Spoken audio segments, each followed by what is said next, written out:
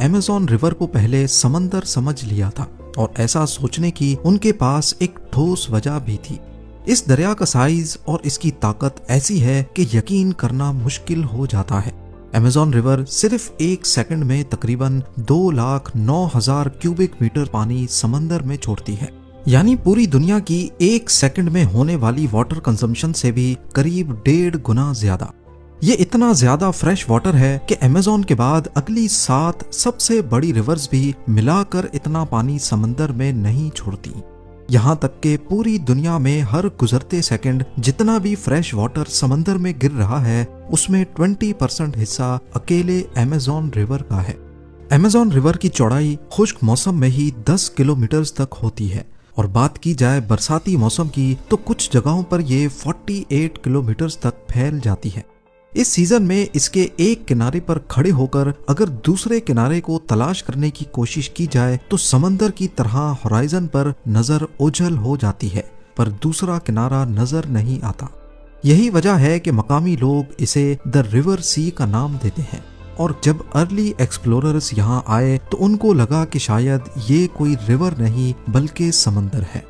हैरानी की बात यह है कि इतनी बड़ी होने के बावजूद दुनिया की सबसे लंबी रिवर पर अभी तक एक्सपर्ट्स एक पेज पर नहीं आ सके। स्कूल की टेक्स्ट बुक्स में नाइल रिवर की लंबाई को अमेज़न रिवर से भी लंबा बताया गया है, पर अमेज़न वॉल्यूम के एतबार से नाइल रिवर से काफी ज्यादा बड़ी है। मेजरमेंट्स के हिसाब से नाइल रिवर की लंबाई लगभग 6,650 किलोमीटर के आसपास है, जबकि अमेज़न की लंबाई 6,400 किलोमीटर बताई जाती है। इस हिसाब से नाइल 250 किलोमीटर लंबाई से जीत जाती है, लेकिन कहानी यहाँ खत्म नहीं होती। साउथ अमेरिकन साइंटिस्ट ने सैटेलाइट के जरिए अमेज़न का सोर्स दोबारा से मैप किया। उनका मानना है कि अगर आप अमेज़न के असली सोर्स को भी काउंट करो, एंडीज के पहाड़ों में जहां से पानी ओरिजिनेट हो रहा है, तो उस हिसाब से अमेज़न की लंबाई नाइल से काफी ज्यादा बनती है। कुछ स्टडीज के मुताबिक अमेज़न की लंबाई 6,800 से 7,000 किलोमीटर तक बताई गई है, लेकिन फिर भी कुछ रिसर्चर्स कहते हैं कि नाइल लंबी है, जबकि कुछ अमेज़न को दुनिया की सबसे लंबी रिवर कहते हैं। ये जंग अभी तक चल ही रही है, 100% अभी तक इसका फैसला नहीं हो सका, पर एरिया, वॉल्यूम और क्लाइमेट इफेक्ट के हिसाब से इसमें कोई शक नहीं कि अमेज़न दुनिया की सबसे बड़ी रिवर है। अमेज़न रिवर जैसे जैसे घने जंगलात के बीच सफर करती जाती है, वैसे वैसे ये अपना नाम भी बदलती है और अपना रंग भी। एंडीज के पहाड़ों में जहां इसका जन्म होता है वहां इसको आपुरीमाक कहा जाता है। उकायाली के मकाम पर लोग इसे अमेज़न कहते हैं, लेकिन इस बीच ये रिवर 4 मर्तबा अपना नाम बदलती है। लेकिन ब्राजील में कहानी थोड़ी डिफरेंट है। वो लोग इसे तब तक अमेज़न नहीं बोलते जब तक ये अपना रंग नहीं बदलती। इस सैटेलाइट इमेज में आप देख सकते हैं कि मनाउस के मकाम पर एक तरफ मिट्टी वाला पानी आ रहा है और एक तरफ से काला पानी। जब ये दोनों पानी मिलते हैं तब ब्राजीलियंस इसे अमेज़न रिवर कहते हैं। यहाँ पर भी रिवर एक अजीब रंग डालती है। मिट्टी की तरह ब्राउन पानी अगले कई 100 किलोमीटर तक इस काले पानी के साथ मिक्स ही नहीं होता, जैसे तेल और पानी आपस में मिक्स नहीं होते। और ऐसा इस वजह से होता है क्योंकि ये काला पानी रियो नीग्रो का है, जो दूसरी डायरेक्शन से आ रही है। इसका टेम्परेचर, स्पीड और इसमें मौजूद मिनरल्स की डेंसिटी अमेज़न रिवर से काफी अलग है, तभी ये फौरन एक दूसरे से मिक्स नहीं हो पाती। आगे चलकर ये पानी आपस में मिक्स हो जाता है और फिर एक ही नाम रह जाता है, अमेज़ोनास, यानी अमेज़न रिवर। अमेज़न रिवर के बेसिन का एरिया कैलकुलेट किया जाए तो ये बनता है 70 लाख स्क्वायर किलोमीटर। इस एरिया में 8 पाकिस्तान या 2 इंडिया जैसे मुल्क फिट आ सकते हैं। जी हाँ, वो भी अपनी अपनी रिवर समेत। या फिर अमेज़न रिवर बेसिन में रशिया हटाकर पूरा यूरोप भी फिट आ सकता है और उसके बाद भी इतनी जगह बच जाएगी कि एक पाकिस्तान जैसा मुल्क फिट आ जाए। और बरसातों के दौरान तो इसकी चौड़ाई इतनी ज्यादा हो जाती है कि किसी भी नॉर्मल रिवर के साथ इसको कंपेयर करना बेकार लगता है। शायद यही वजह है कि अमेज़न रिवर दुनिया की वो वाहिद रिवर है जिस पर आज तक कोई ब्रिज नहीं बनाया जा सका। सबसे अजीब बात यह है कि अमेज़न रिवर से जब पानी अटलांटिक ओशन में आकर गिरता है तो समंदर में काफी दूर दूर तक नमक कम हो जाता है। एक वक्त था जब अटलांटिक ओशन से गुजरने वाले सेलर्स साहिल के बहुत दूर से ही पानी निकालकर इस्तेमाल किया करते थे, क्योंकि उसमें नमकियात बहुत कम होती थी। तो यूं कहा जाए कि अमेज़न रिवर सिर्फ जमीन पर ही नहीं बल्कि समंदर पर भी अपना असर छोड़ती है तो गलत नहीं होगा। कुछ रिसर्चर्स की थ्योरी ये भी कहती है कि अमेज़न रिवर का ओरिजिन अफ्रीका से मिलता है। करोड़ों साल पहले एक वक्त था जब एक सुपर कॉन्टिनेंट होता था, गोंडवाना। इसी कॉन्टिनेंट में अफ्रीका, साउथ अमेरिका, इंडिया और ऑस्ट्रेलिया सब एक साथ जुड़े थे। फिर आहिस्ता आहिस्ता कॉन्टिनेंट्स बनते गए और समंदर भी स्प्लिट हो गया। आज भी अगर आप मैप पे देखेंगे तो साउथ अमेरिका किसी पजल की तरह अफ्रीका के साथ फिट हो जाता है। और जब ऐसा होता था तो अमेज़न रिवर जो आज वेस्ट से ईस्ट की तरफ बहती है, पहले अफ्रीका से निकलकर वेस्ट की तरफ बहती थी। बाद में जब कॉन्टिनेंट्स अलग हुए और साउथ अमेरिका में एंडीज माउंटेन रेंज बनना शुरू हुई तो अमेज़न रिवर का फ्लो ब्लॉक हो गया और वो अटलांटिक ओशन में ही गिरने लगी। लेकिन क्या आपको मालूम है कि अमेज़न रिवर के उल्टा बहने का एक छोटा सा वर्जन आज के दौर में भी देखा जा सकता है, जिसको पोरोरोका कहते हैं। पोरोरोका क्या है? जब अटलांटिक ओशन में हाई टाइड का वक्त आता है तो 4 मीटर ऊंची लहर अमेज़न के डेल्टा पर पड़ती है और रिवर का पानी उन समंदरी लहरों के सामने बेबस होकर उल्टी दिशा में चलना शुरू हो जाता है। इस दौरान कई किलोमीटर्स तक अमेज़न रिवर का पानी उल्टी डायरेक्शन में चलता रहता है। पोरोरोका अक्सर सितंबर और मार्च के महीने में होता है, जिसे देखने के लिए दुनिया भर के सर्फर्स यहाँ का रुख करते हैं। सर्फर्स इस टाइड को राइड करते हुए कई किलोमीटर्स अंदर तक अमेज़न रिवर में तैरते हुए जाते हैं। जब दुनिया समझ बैठी थी कि अमेज़न रिवर के तमाम राज हम जान चुके हैं, तभी साइंटिस्ट ने एक हैरत अंगेज डिस्कवरी की। अमेज़न रिवर के नीचे एक दूसरे दरिया की मौजूदगी। जी हाँ, अमेज़न रिवर बेसिन से 4 किलोमीटर नीचे ग्राउंड वाटर का एक आहिस्ता बहता हुआ दरिया भी मौजूद है, जिसे हमजा का नाम दिया गया है।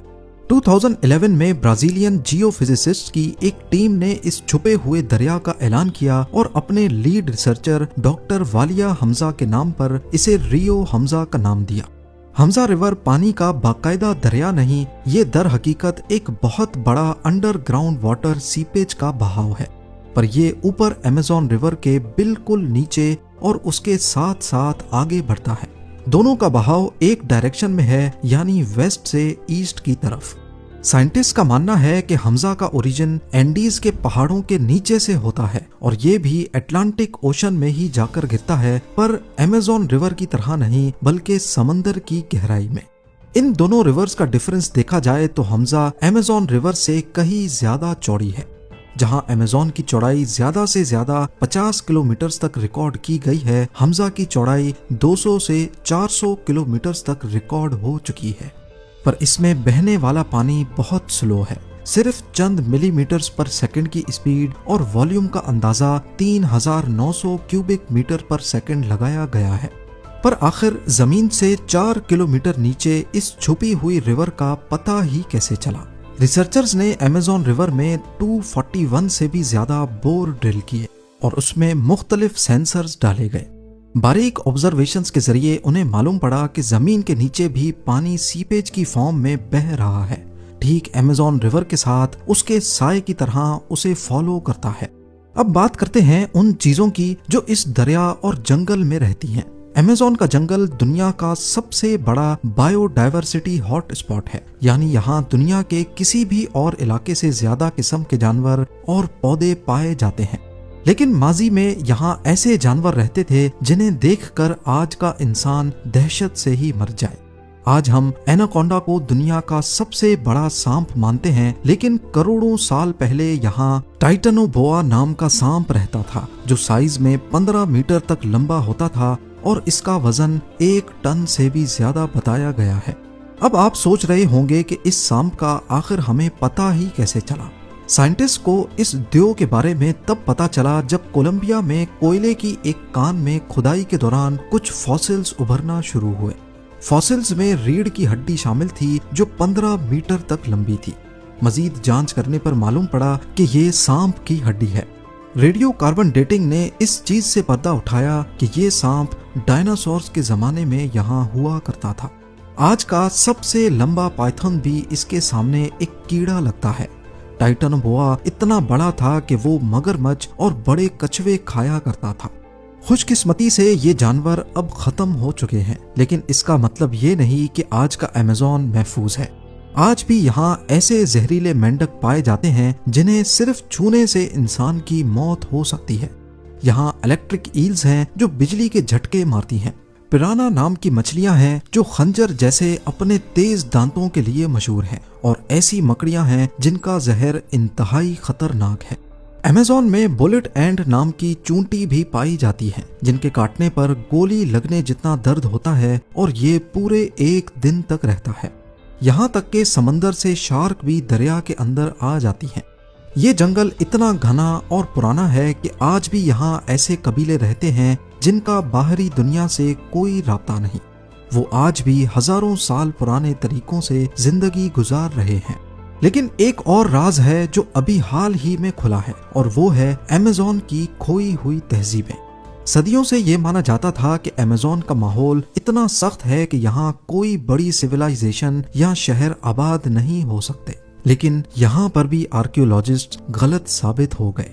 बोलिविया के घने जंगलात में साइंटिस्ट को ऐसी चीजें मिली हैं जिन्होंने इतिहास को हिलाकर रख दिया है। लाइडार टेक्नोलॉजी, जो कि एक किस्म का लेजर स्कैनर है, उसे इस्तेमाल करते हुए साइंटिस्ट ने जंगल की जमीन का नक्शा बनाया है। हैरत अंगेज तौर पर उन्हें वहाँ बड़े बड़े पिरामिड्स और शहरों के निशानात मिले हैं। ये कासाराबे कल्चर के लोग थे जो आज से तकरीबन 600 से 1000 साल पहले यहाँ रहते थे।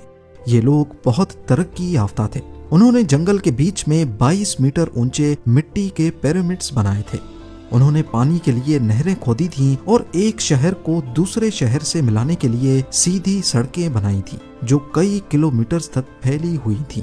ये सड़कें इतनी सीधी थीं कि लगता है किसी इंजीनियर ने डिजाइन की हो। तहकीक से मालूम पड़ा कि ये शहर तकरीबन 1400 एडी के करीब वीरान हो गए। लेकिन क्यों, ये आज तक कोई नहीं जानता। शायद कोई बीमारी आई थी, या मौसम में तब्दीली, या फिर कोई जंग। ये मिस्ट्री अभी